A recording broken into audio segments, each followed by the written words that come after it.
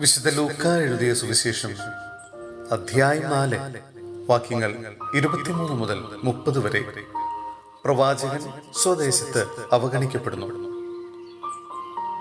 അവൻ അവരോട് പറഞ്ഞു, വൈദ്യ, നിന്നെ തന്നെ സുഖപ്പെടുത്തുക എന്ന ചൊല്ല് ഉദ്ധരിച്ചുകൊണ്ട് തീർച്ചയായും നിങ്ങൾ എന്നോട്, കഫർനാമിൽ നീ ചെയ്ത അത്ഭുതങ്ങൾ ഇവിടെ നിന്റെ സ്വന്തം സ്ഥലത്തും ചെയ്യുക എന്ന് പറയും.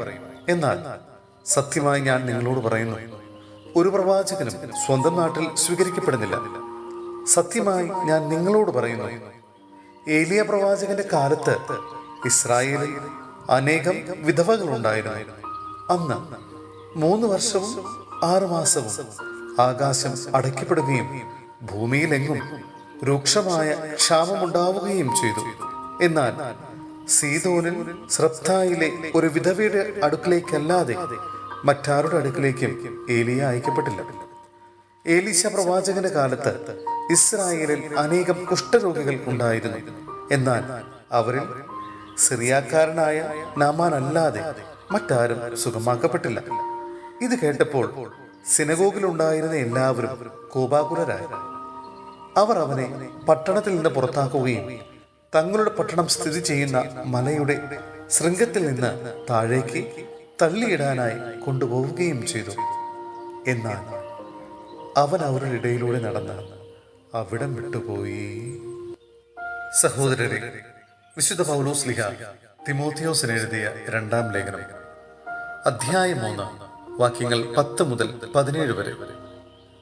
മാതൃകയും ഉപദേശവും. ഞാൻ പഠിപ്പിച്ച സത്യങ്ങളും എന്റെ ജീവിത രീതിയും ലക്ഷ്യവും വിശ്വാസവും ക്ഷമയും സ്നേഹവും സ്ഥൈര്യവും നീ അടുത്തറിഞ്ഞിട്ടുണ്ടല്ലോ.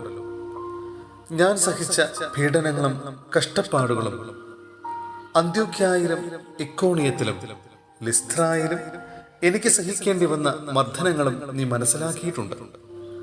അവയിൽ നിന്നെല്ലാം കർത്താവ് എന്നെ രക്ഷിച്ചു. യേശു ക്രിസ്തുവിനോട് ഐക്യപ്പെട്ട് വിശുദ്ധ ജീവിതം നയിക്കാൻ ആഗ്രഹിക്കുന്നവരെല്ലാം പീഡിപ്പിക്കപ്പെടും.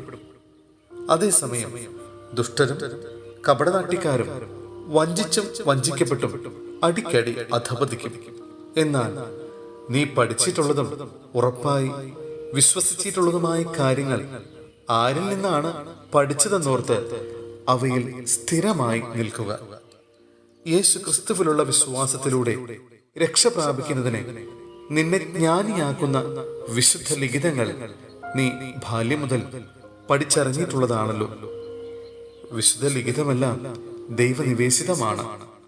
അവ പ്രബോധനത്തിനും ശാസനത്തിനും തെറ്റുതിരുത്തലിനും നീതിയിലുള്ള പരിശീലനത്തിനും ഉപകരിക്കുന്നു.